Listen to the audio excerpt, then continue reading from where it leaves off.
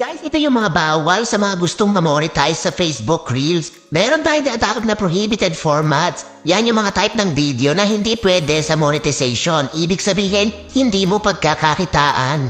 Siguro guys, meron din mga nagtataka sa inyo kung bakit masipag naman mag-upload ng Reels.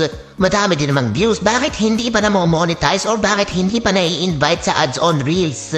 Baka kasi ganito yung mga videos na ina-upload mo. Number 1, bawal nga kasi ang static videos. Yan yung picture tapos gagawin mong reel. Bawal yun guys, bawal ang picture sa reels. Bawal din ang static image poll.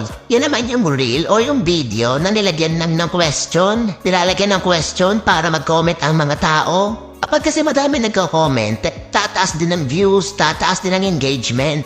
Bawal nga yun guys.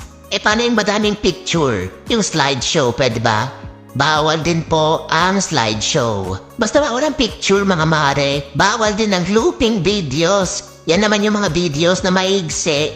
Tapos ang gagawin mo, i-edit mo, paulit-ulitin mo lang yung videos para humaba.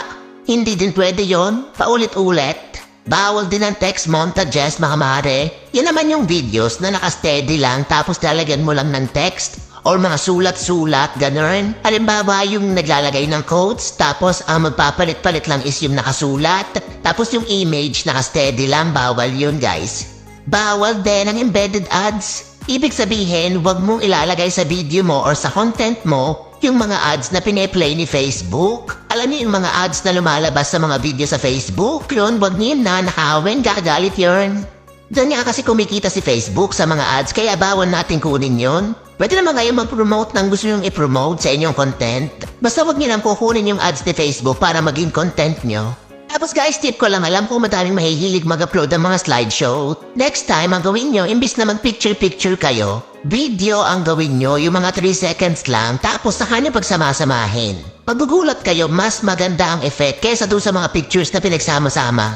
Ganyan yung ginagawa ng mga content creator, kahit ng mga artista ganyan.